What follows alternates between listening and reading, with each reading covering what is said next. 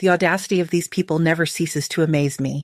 Here I am, sitting in my kitchen at 7 in the morning, staring at my calendar and wondering how the hell I became the unpaid babysitter for kids who aren't even mine, while their parents act like I'm some kind of servant. My name is Madeline Nichols. I'm 68 years old, and apparently I've signed myself up for a lifetime of Tuesday and Thursday babysitting duty. Not that anyone actually asked me if this arrangement still worked for me, because God forbid we have an actual conversation about expectations. 3 years ago, my daughter-in-law Michelle quit her job as a dental hygienist to take care of their youngest, who has severe asthma. The poor kid was in and out of the emergency room every few weeks, racking up medical bills that would make your head spin. Their insurance covers maybe half of it, leaving them drowning in debt. So Michelle, who's 31 and used to making decent money, suddenly became a full-time caregiver. What was supposed to be temporary help until they figured things out has somehow become my permanent schedule. And honestly, I didn't mind at first. After losing my husband 18 months ago, having something to focus on besides the empty house and all those financial papers I still haven't sorted through felt like a blessing. But lately, Michelle has gotten increasingly particular about every little detail. The kids need to eat at exactly this time, nap at exactly that time, and heaven forbid I should deviate from the sacred routine by 5 minutes. She leaves me these detailed lists like I'm some teenage babysitter who's never raised a child before. I raised my son Gregory just fine. Thank you very much. And speaking of Greg, he looks absolutely exhausted every time I see him. He's 35, working 55-hour weeks at some logistics company, and still can't keep up with the medical bills. Between the specialist visits, the medications, and the emergency room trips that seem to happen every month, they're bleeding money faster than they can earn it. So when they're running late and I show up to their house, which happens more often than you'd think, I've started using the spare key they gave me for emergencies. It's more convenient for everyone, really. Why should I stand on the porch waiting when I could just let myself in and get started? The kids know me, they're comfortable with me, and honestly, it saves everyone time. While I'm there, I've been helping organize their pantry situation. Because let me tell you, the way they shop is just chaos. No system, no planning, just random boxes and cans shoved wherever they fit. I've been leaving little notes when I notice things running low or when I see they're buying processed junk instead of real food. Michelle seemed frustrated about something last week, but she didn't say anything directly. Just that tight smile she gets when she's biting her tongue. The thing is, I've always believed in keeping family close, especially after what happened with my husband. One day he was fine, the next day he was gone. Heart attack at 71 right there in our kitchen. No warning, no goodbye, just gone. And suddenly I'm sitting on this inheritance. The house is paid off, worth about $450 plus nearly $400,000 in retirement accounts.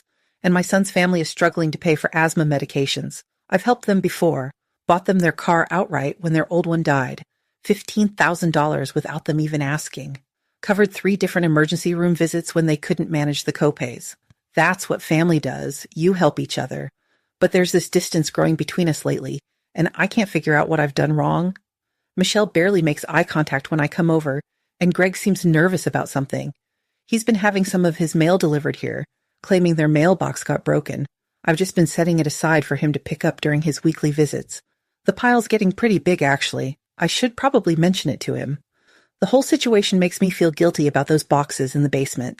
My husband's financial papers still sitting there more than a year after he died. I know I need to go through everything, organize it properly, but the task feels overwhelming. Every time I think about tackling it, I find something else that needs my attention instead. Like today. Thursday babysitting day, which means I need to stop at the store first. And I know exactly what I'm going to buy. Those sugary snacks the kids absolutely love. The ones Michelle keeps telling me not to bring because they're too much sugar and not part of their routine. But here's the thing. I'm their grandmother. If I can't spoil my grandchildren a little bit, what's the point? They deserve treats and some fun in their lives, especially with all the medical stress they deal with. A few gummy bears never killed anyone. I grab my purse and head out to the car, already planning which aisle to hit first. The way those kids' faces light up when I pull out something special for them makes everything worth it. They get so excited, jumping up and down like Christmas morning. That's what being a grandmother should be about. Bringing joy, not following some rigid schedule designed by someone who thinks fun is a 4-letter word. Loading the bag of treats into my purse 20 minutes later, I can already picture their reaction. Pure happiness, the kind that reminds you why family matters in the first place. Let Michelle worry about nutrition labels and sugar content. Sometimes what kids really need is just someone who understands that life should include a little sweetness. I pull into their driveway at exactly 2:00, same as always, with that bag of gummy bears tucked safely in my purse. But something's off immediately. Michelle is standing on the front porch, not inside with the kids, and she's holding something in her hands. The bag. The exact same bag of treats I brought last week. And Greg's car is in the driveway. He should be at work for another 3 hours. But there he is, standing behind Michelle like some kind of backup singer. Both of them have that look people get when they've been planning something unpleasant. "Hi, Madeline," Michelle says, and her voice has that fake sweet tone that means trouble. "We need to talk." I don't even make it to the front door. Michelle steps forward and hands me the bag of gummy bears like she's returning defective merchandise. "We've asked you several times not to bring these." "They're just treats," I say, because what the hell is this about? The kids love them. That's exactly the problem. Greg steps up beside his wife, and I notice he won't quite look me in the eye. "Mom, we need to sit down and have a conversation." They gesture to the porch chairs like this is some kind of intervention, which apparently it is, because instead of letting me inside to see my grandchildren, they're treating me like a door-to-door salesman they're trying to get rid of. "What's this about?" I ask, settling into the wicker chair and clutching my purse. The bag of candy feels stupid now, sitting there between us like evidence of some crime. Michelle takes a deep breath, and I can see she's been rehearsing this. "We need to set some boundaries. Clear ones." Boundaries. There's a word that gets thrown around a lot these days, usually by people who think being family means nothing. "First," Greg says, and now he's got a serious voice on, the one he used to use when he was 12 and thought he was in charge. "The snacks. We've specifically asked you not to bring sugary treats, and you keep doing it." "I'm their grandmother," I say. "Since when is it a crime to spoil grandchildren a little?" "Since their mother asks you not to," Michelle snaps, and there's real anger in her voice now. "It's not about spoiling them, Madeline. It's about respecting our rules as their parents." Greg's nodding along like a bobblehead doll. "And the spare key situation." "Mom, that key was for emergencies, not for letting yourself in whenever you feel like it." "I was helping," I say, and I can hear my voice getting defensive. "You two are always running late, and I thought it would be easier if I just got started rather than standing around waiting." "But that's not your decision to make," Michelle says. "It's our house. Our house. Like I'm some stranger who wandered in off the street. Like I haven't been covering their emergency room bills and buying their groceries when money gets tight. And the organizing," Greg continues, because apparently we're reading from a list now. "Mom, you reorganized our entire pantry last month. Without asking." "It was a mess," I say. "I was trying to help you find things easier."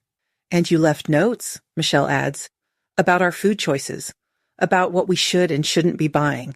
The way she says it makes it sound like I was writing hate mail instead of helpful suggestions. "I noticed you were out of some basics, and some of those processed foods aren't great for the kids with their health issues." "Stop." Michelle holds up her hand. "Just stop. That's exactly what we're talking about. You don't get to critique our parenting choices."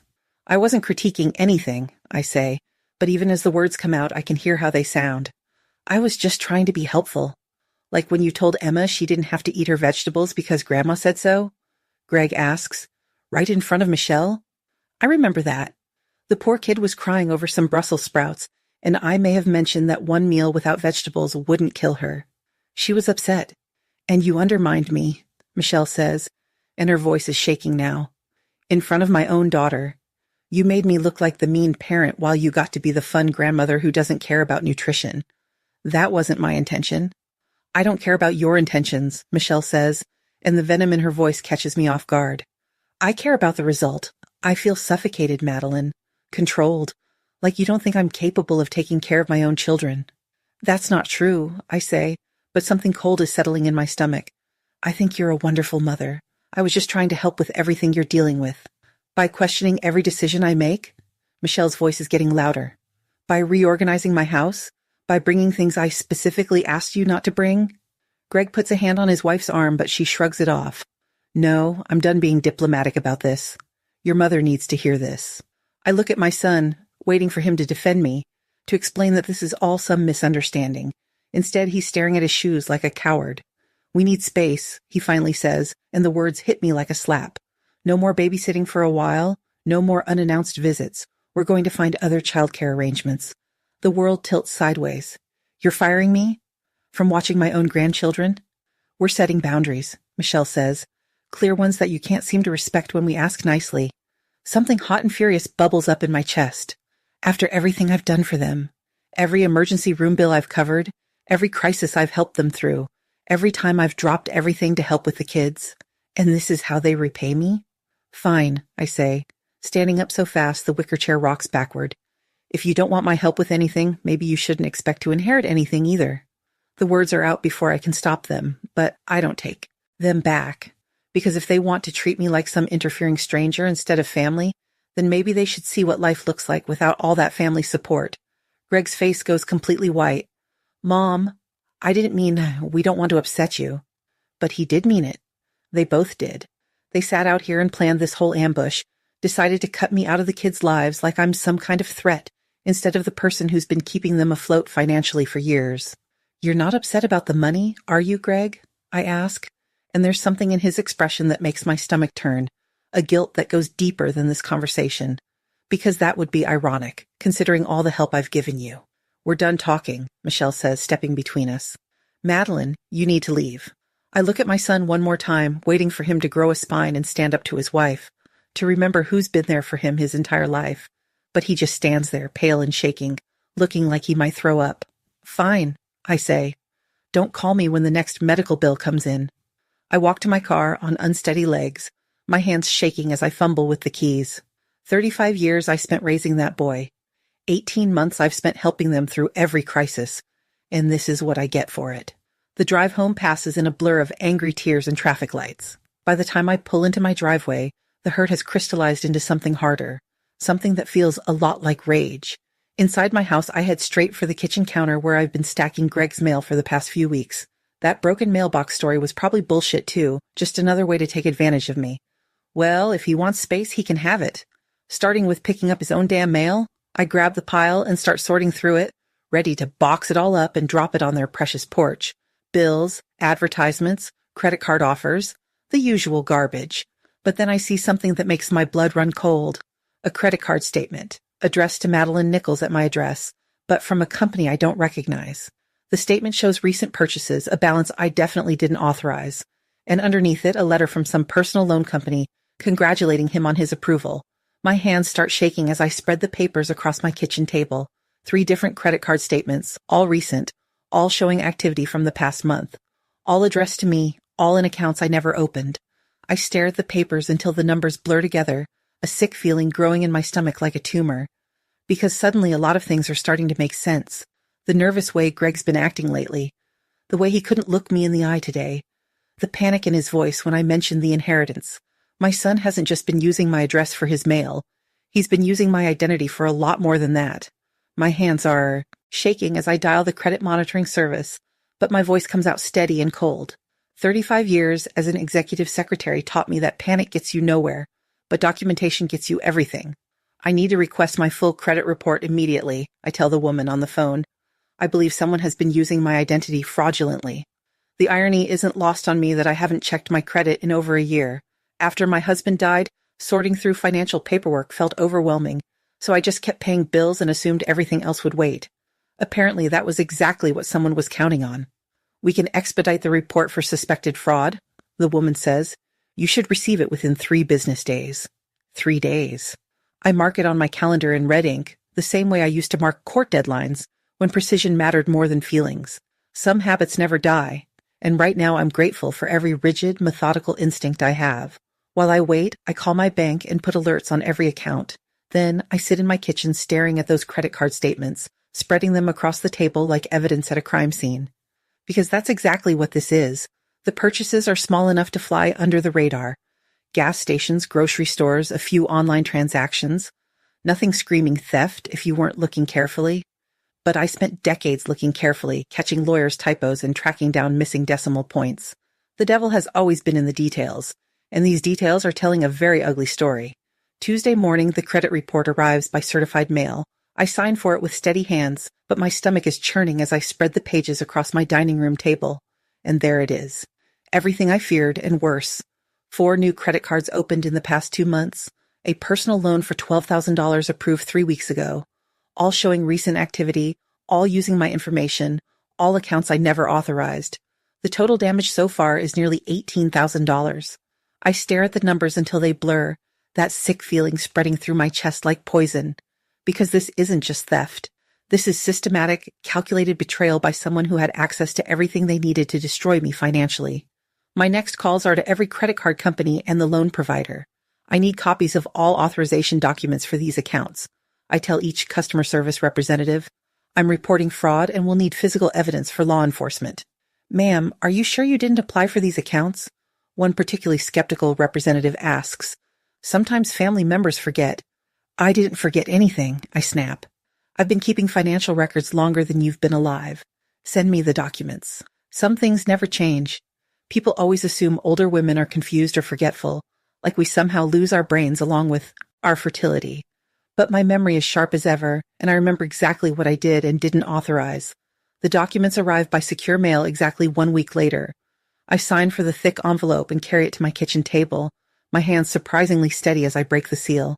Inside are photocopies of loan applications, credit card authorizations, and identity verification forms, all filled out in neat handwriting, all bearing my signature at the bottom, except they're not my signatures at all.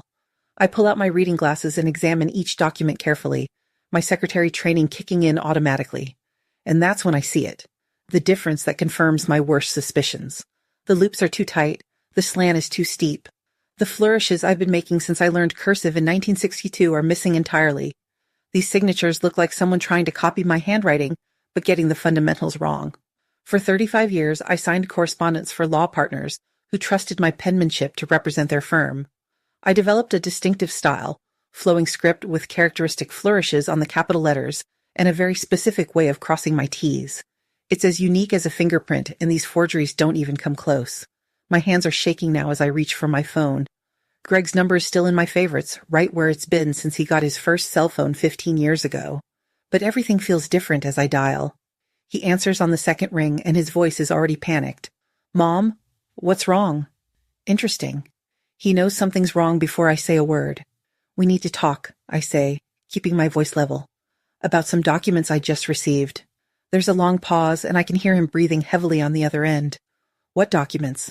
Credit card applications, loan paperwork, all with forged signatures. I let that hang in the air for a moment. Would you like to explain how your financial problems became charges on my credit? Mom, I can explain. It's not what you think. Really? Because what I think is that you've been systematically stealing my identity to cover your debts. Am I wrong? Another pause, longer this time. When he speaks again, his voice is higher, desperate. You told me I could, remember? At Christmas, when you were so upset about Dad, you said I could take whatever I needed from your accounts. The audacity actually takes my breath away. I said what? You were emotional, talking about the inheritance. You said you wanted to help us with the medical bills. Gregory. My voice cuts through his babbling like ice. I was not emotional at Christmas. I had a migraine and went to bed at 8 o'clock. I avoided the entire family gathering because my head was splitting. But you said, I said nothing. I was stone sober and alone in my bedroom because light and noise made me want to throw up. Try again. The silence stretches between us, and I can practically hear his brain scrambling for a new lie. When he speaks again, his voice has changed. There's an edge to it now, something cornered and desperate. Look, the medical bills were killing us, okay? I thought you'd understand. I thought maybe you wouldn't notice right away. Or I could pay it back before I found out you were stealing from me. I wasn't stealing. His voice cracks. It's going to be my inheritance anyway, right? I just needed it sooner. Your inheritance. I repeat the words slowly, tasting the bitter irony. The inheritance you were just told might not exist if you keep treating me like hired help instead of family. That's different. That was Michelle being. That was you supporting your wife while she disrespected me. And now I find out you've been forging my signature and racking up debt in my name while you let her throw me out like garbage. Mom, please, I can explain everything. But his explanations keep changing, and that tells me everything I need to know. First, it was permission I supposedly gave. Then it was desperation and medical bills. Now it's inheritance he feels entitled to. What it really is theft. Premeditated, systematic theft by someone I trusted completely. The signatures are obviously forged, I say quietly. I spent 35 years signing documents professionally. These aren't even good forgeries. I don't know what you're talking about. The loops are wrong. The slant is wrong. You missed every distinctive characteristic of my actual handwriting. My voice is getting colder with each word. How long did you practice before you decided you were good enough to steal from me? I wouldn't. Stop lying to me. The words come out sharper than I intended, carrying decades of authority from dealing with lawyers who thought they could bullshit their way out of missed deadlines. I have the documents right here. I can see exactly what you did. The silence on the other end stretches so long, I wonder if he's hung up. When he finally speaks, his voice is barely a whisper. The medical bills were $60,000 last year alone.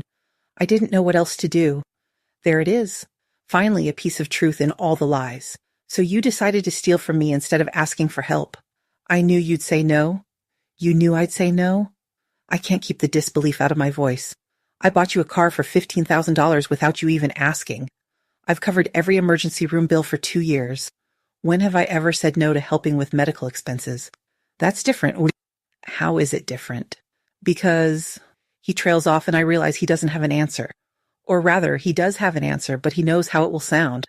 Because asking for help means admitting you need it.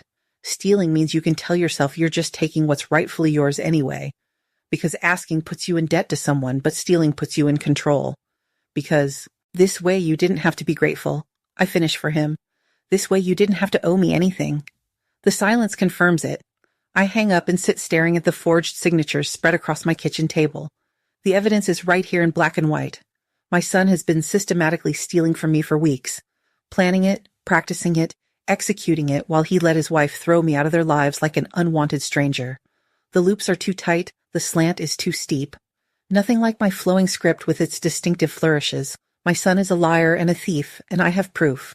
The next morning I'm on the phone by 8 o'clock sharp. Because if there's one thing 35 years in a law office taught me, it's that documentation and timing matter more than tears and family drama. I need to speak with someone about identity theft. I tell the receptionist at Henderson and Associates, the law firm I found through the State Bar Association. Financial fraud involving forged signatures. 20 minutes later, I'm sitting across from Patricia Henderson, a sharp-eyed woman in her 40s who doesn't waste time on pleasantries. I spread the credit card statements and loan documents across her conference table like I'm presenting evidence in court. The signatures are obviously forged, I explain, pointing to each document. I worked as an executive secretary for 3 decades. These aren't even close to my actual handwriting. She examines each signature with a magnifying glass, nodding slowly. You're absolutely right. The pressure points are wrong. The letter formations are inconsistent. This is clear evidence of forgery. She looks up at me. But building a case against family members requires extra care. We need to establish not just that fraud occurred, but that you absolutely never gave permission for these accounts. I never signed anything, I say firmly. I never gave verbal permission either. Can anyone corroborate your whereabouts during key dates, particularly around Christmas when your son claims you gave permission while grieving? I think about that miserable Christmas evening, my head splitting so badly I could barely see straight. My sister. She called that night to check on me. I was alone in my bedroom with a migraine, completely sober, avoiding the family gathering entirely. Patricia makes a note.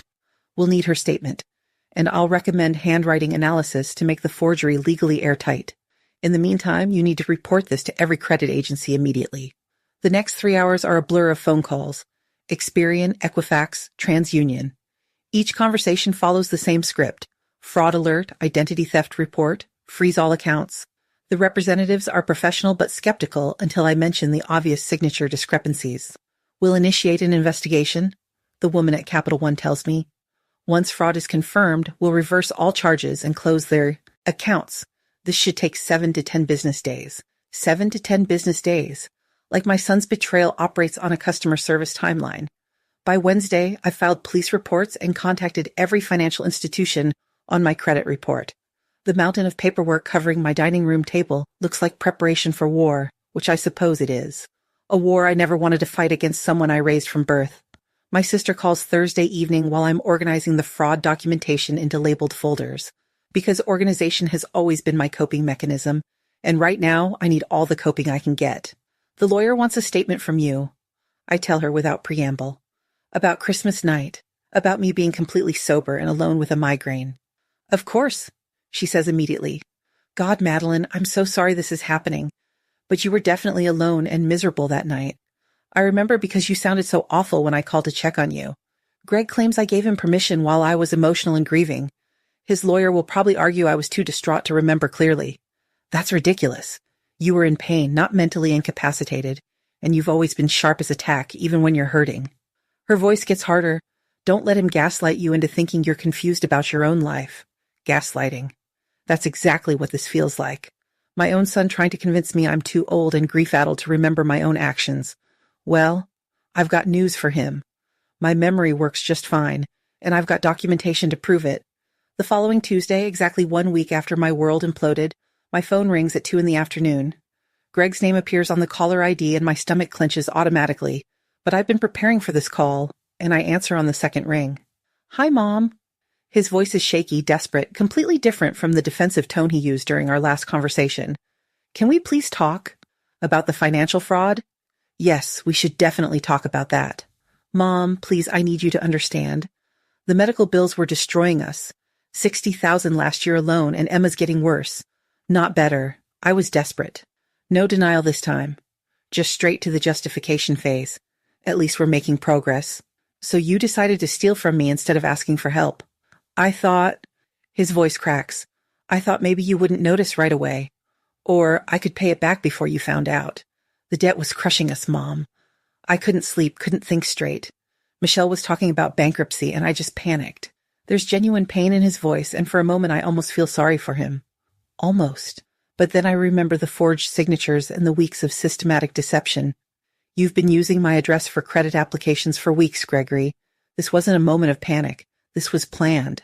I know how it looks, but I never meant to hurt you permanently. I was going to fix it, I swear, once Emma's asthma stabilized and we got ahead of the bills. By committing more fraud? By stealing more money? It's not stealing. The desperation in his voice sharpens into something uglier. It's going to be my inheritance anyway, right? I was just accessing it early. And there it is. The entitlement that's been lurking under all the medical crisis sympathy. He thinks he deserves my money simply because he exists. Your inheritance? I repeat slowly. The inheritance you were told might not exist after you let your wife throw me out of your lives like garbage. That was different. That was Michelle being upset about boundaries. This is about survival. No, Gregory. This is about you forging my signature on legal documents. This is about identity theft. This is about felony fraud. The silence stretches between us, and when he speaks again, his voice has changed completely. The desperation is gone, replaced by something cold and calculating. You're really going to do this? You're going to press charges against your own son? You really did this. You really stole from your own mother. I was desperate. His voice rises, angry now instead of pleading. My daughter was in the emergency room 3 times last month. 3 times? Do you know what that costs? Do you have any idea what it's like to choose between your child's breathing treatments and keeping the lights on? I know exactly what it costs because I've been paying those bills for 2 years, without being asked, without keeping score, without forging your signature to do it. That's different. How is it different? Because you could afford it. Because you've been sitting on hundreds of thousands of dollars while we're drowning. Because you use money to control people anyway, so I just took what I needed without the strings attached. The honesty is startling and ugly. All this time I thought I was being generous. He saw it as manipulation. All this time I thought I was helping. He felt controlled. So you decided to steal from me. I decided to stop begging for scraps from someone who was going to leave it all to me anyway. His voice is getting harder, more defensive. You want to know the truth? I felt entitled to it. There, I said it. After watching you wave money around like some kind of weapon, I figured I'd just take what was mine. Weapon. He thinks my generosity was a weapon. And now what? Now you're going to call the police on your desperate son? You're going to put me in jail for trying to save my daughter's life? I'm going to report a crime that was committed against me by someone who betrayed my trust completely. Fine. His voice turns cold as winter. You want to play hardball? I'll fight this. I'll claim you gave me verbal permission. It'll be your word against mine, and juries don't like vindictive old women who destroy their own families over money. Vindictive old woman. My 35-year-old son just called me a vindictive old woman for refusing to let him steal from me. You're going to lie under oath too?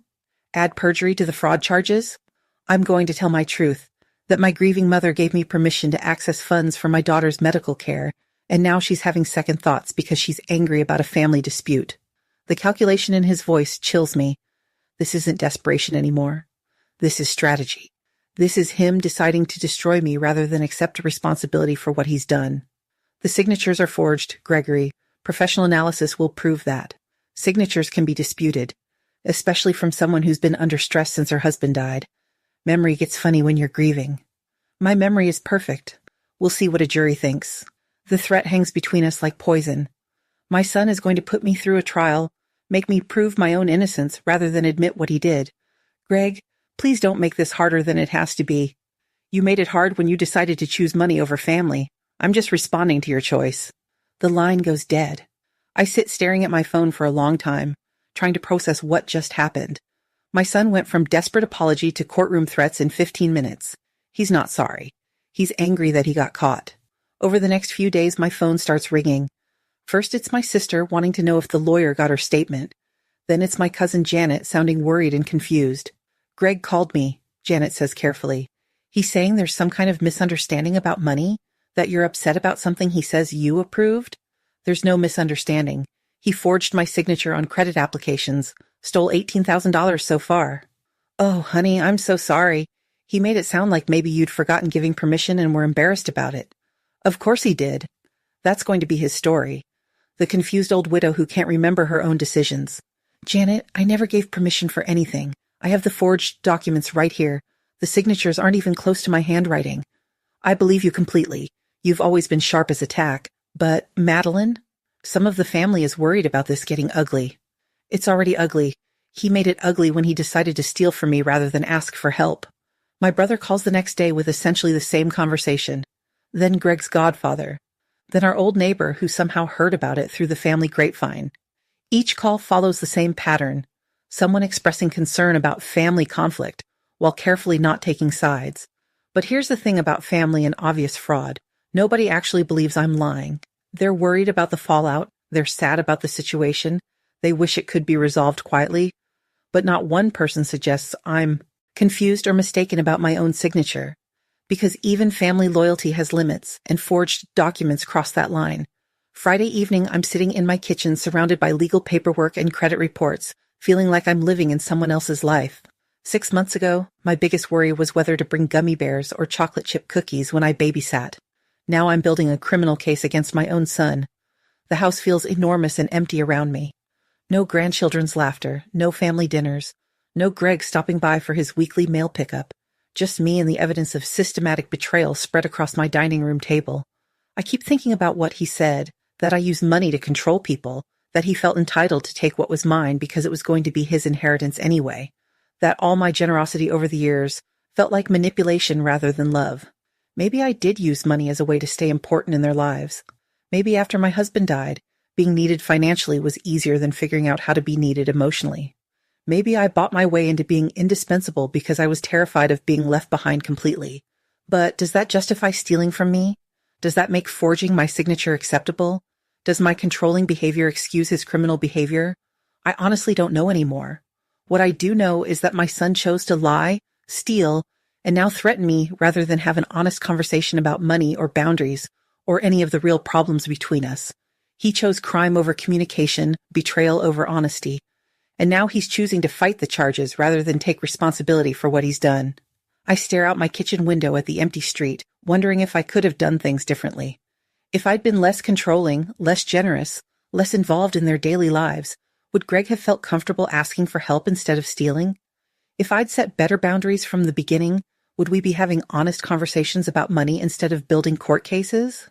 The grandfather clock in the hallway chimes 9 times, marking another hour in this new reality where my son is a criminal and I'm the victim, where family dinners are replaced by legal strategy sessions and bedtime stories are replaced by police reports.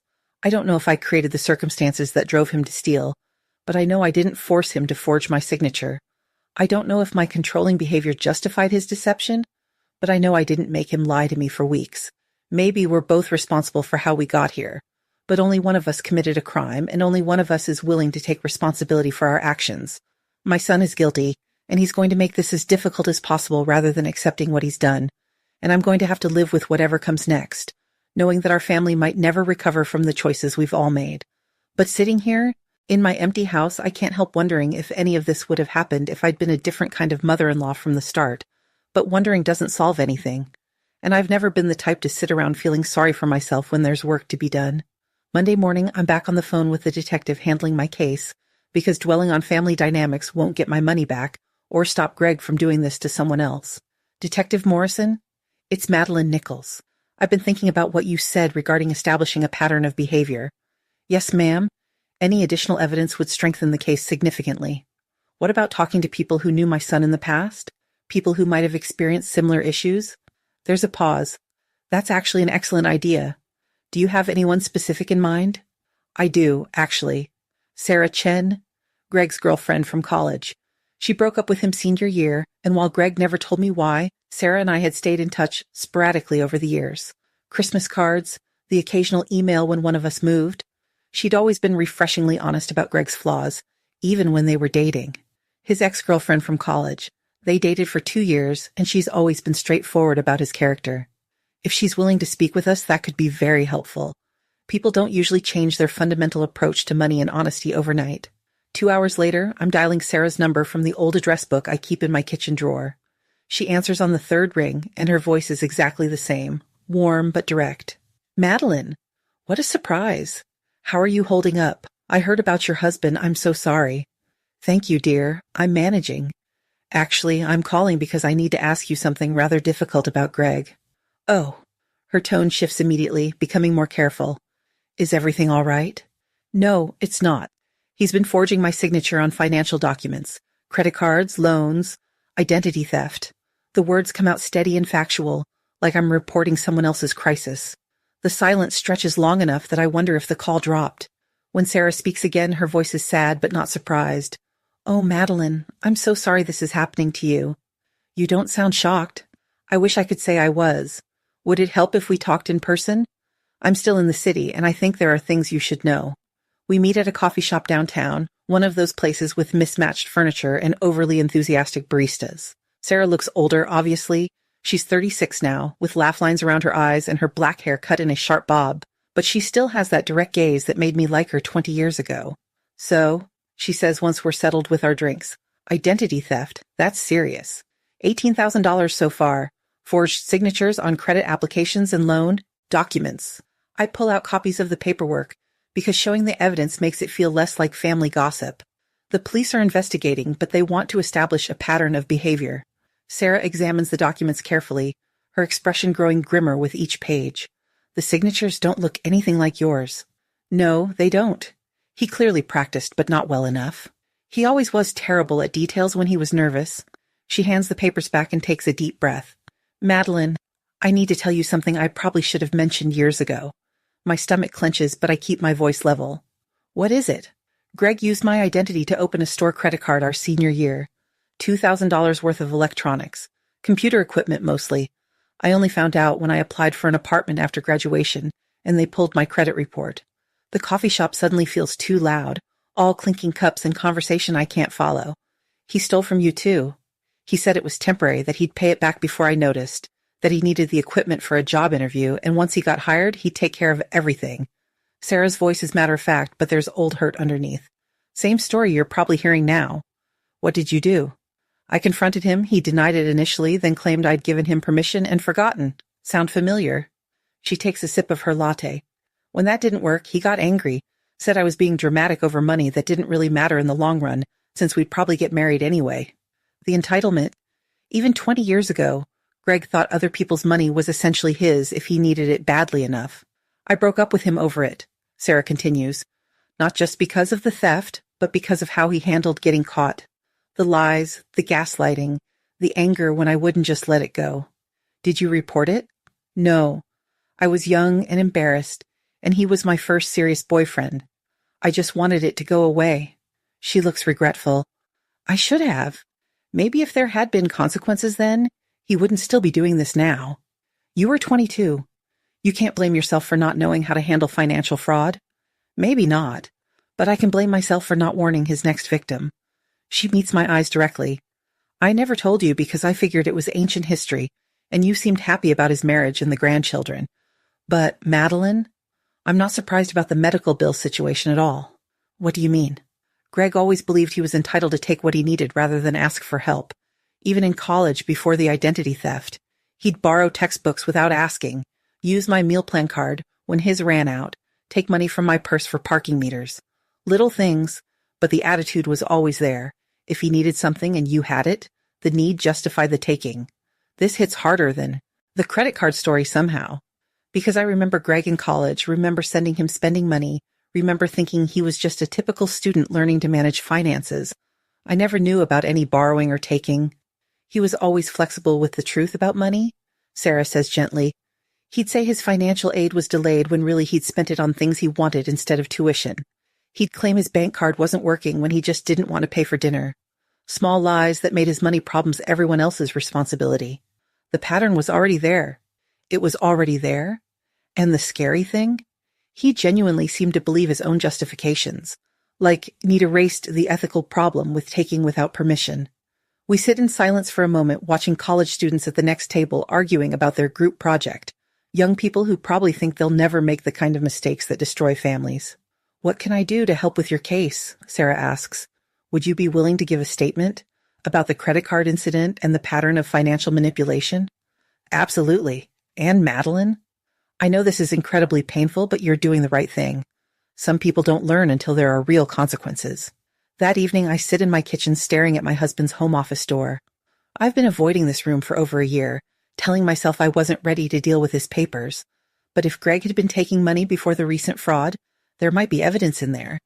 The door sticks slightly when I push it open, and the air smells like dust and my husband's old aftershave. Everything is exactly as he left it. Papers stacked neatly on the desk, financial files organized in the cabinet, his reading glasses still sitting on top of the bank statements he was reviewing the week before his heart attack. I force myself to start with the most recent documents, his final bank statements, the ones I've been too overwhelmed to examine carefully. At first glance, everything looks normal. The usual bills, retirement account transfers, medical expenses from his last illness. But then I start looking at the withdrawal amounts more carefully, cross-referencing them with the actual medical bills I've kept filed separately. And that's when I see it.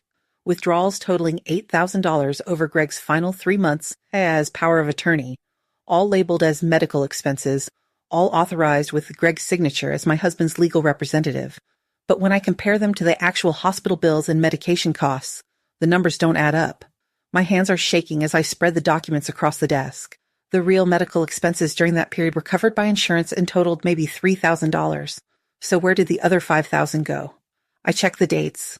The largest withdrawal, $3,000, happened 2 weeks before my husband died, when he was barely conscious and certainly not making financial decisions. Greg had labeled it as hospice care expenses, but we used our insurance-covered home health program. There were no hospice care expenses. The sick feeling in my stomach spreads as I realize what I'm looking at.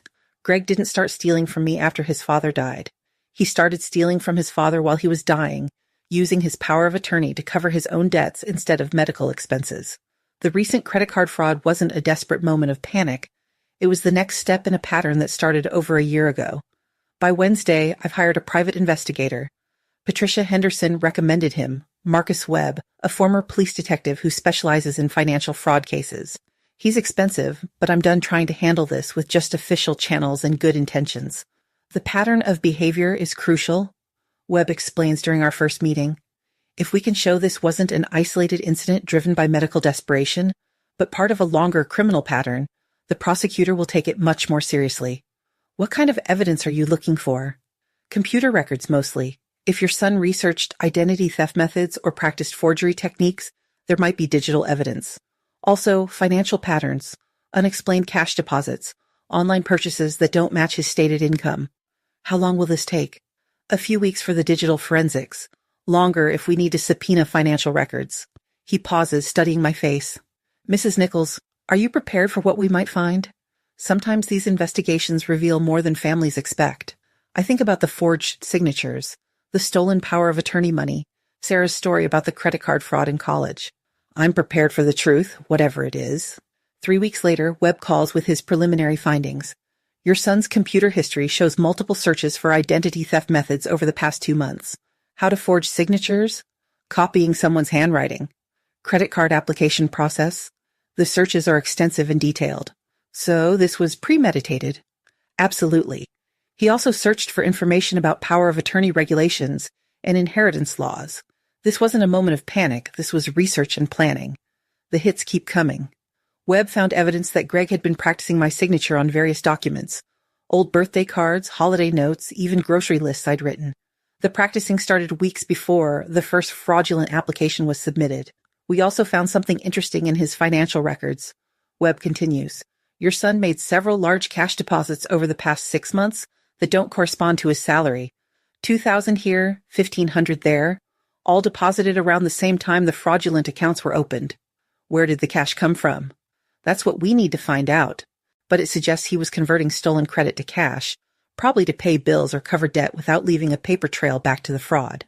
When Detective Morrison sees Webb's evidence report, the entire tone of the investigation changes. This is no longer a he said, she said situation about verbal permission. She tells me during our meeting the following week. The computer searches establish clear premeditation. The practiced signatures show deliberate preparation for forgery, and the cash deposits prove he was systematically converting the stolen funds. What happens now? We present the evidence to the prosecutor. With this level of documentation, plus the handwriting analysis showing complete fabrication of the authorization documents, we have an ironclad case. Over the following months, I watched the case build like a wall of evidence brick by brick.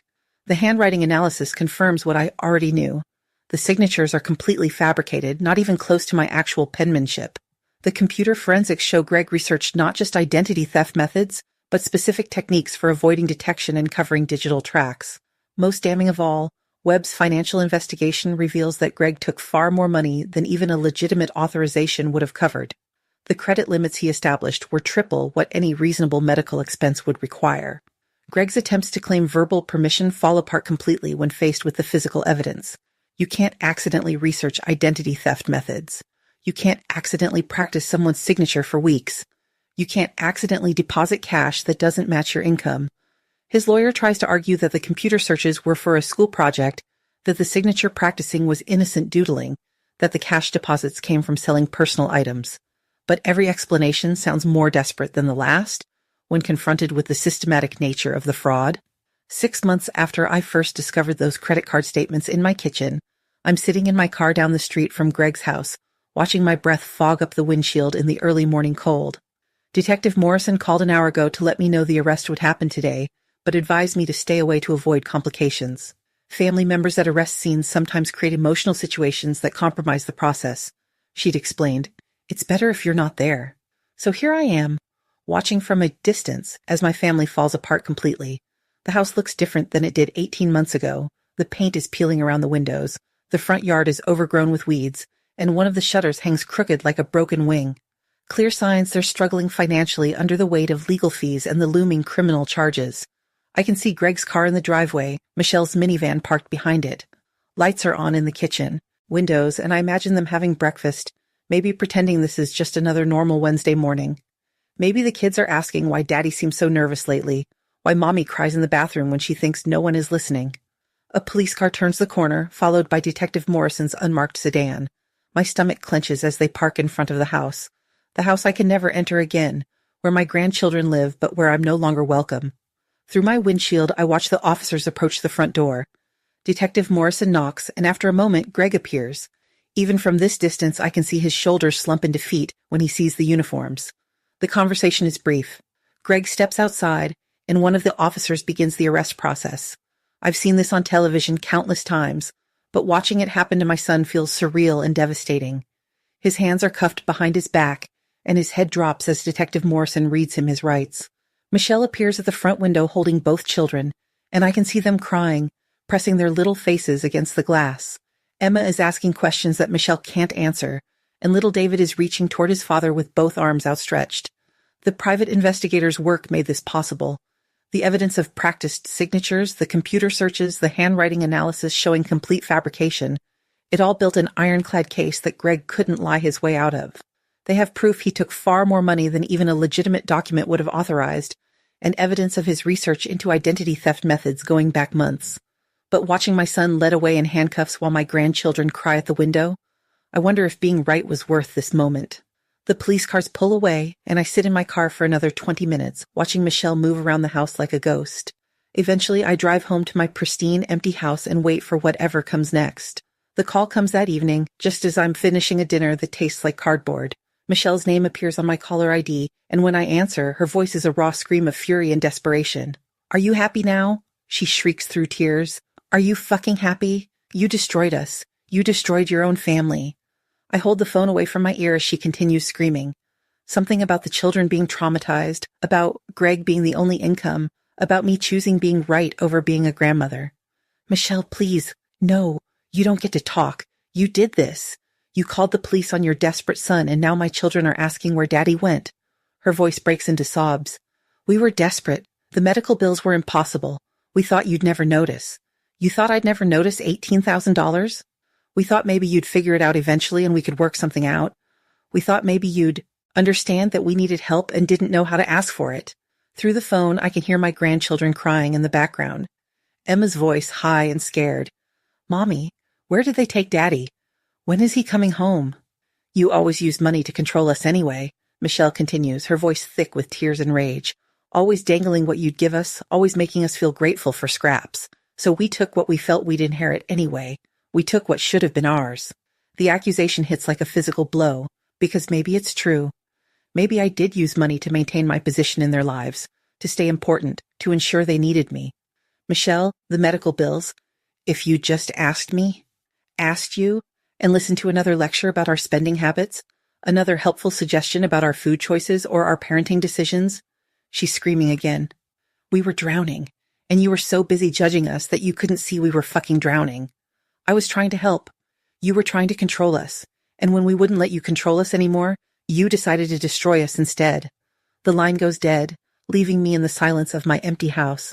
I sit staring at my phone for a long time, listening to the grandfather clock tick in the hallway. Somewhere across town, my grandchildren are going to bed without their father for the first time in their lives. Michelle is trying to explain why Daddy won't be coming home, why the police took him away, why their whole world just collapsed. I think about my sister's warnings from the very beginning, back when this all started with boundary disputes and sugar-free snacks. She'd said the relationship was becoming unhealthy on both sides, that we were all enabling patterns that would end badly for everyone. She'd been right, but now it was too late for any of them. I'd won completely. The evidence was ironclad, the case was airtight, Greg would face consequences for his actions. Justice had been served, and I'd lost everything that mattered. My son was a criminal who would probably serve jail time. My daughter-in-law hated me with a fury that felt permanent and justified. My grandchildren would grow up knowing their grandmother sent their father to prison. But sitting in the silence of my empty house, the question that haunts me isn't whether Greg deserved consequences for his crimes. The question is whether he became a thief because he was desperate, or because I'd been the kind of mother whose love came with conditions, whose generosity came with strings, whose help came with judgment attached. Maybe we were both right and both wrong. Maybe family relationships are always more complicated than victim and perpetrator, innocent and guilty. Maybe we all made choices that felt inevitable, but could have been different if any of us had been braver, more honest, more willing to have difficult conversations before they became criminal ones. The said grandfather clock chimes 10 times, marking the end of a day when my family ceased to exist as I'd known it. Tomorrow, there will be court hearings and legal proceedings and consequences that will ripple through all our lives for years to come. Tonight, I sit alone knowing that my sister's early warnings had gone unheeded by everyone until it was far too late for any of us to find our way back to each other.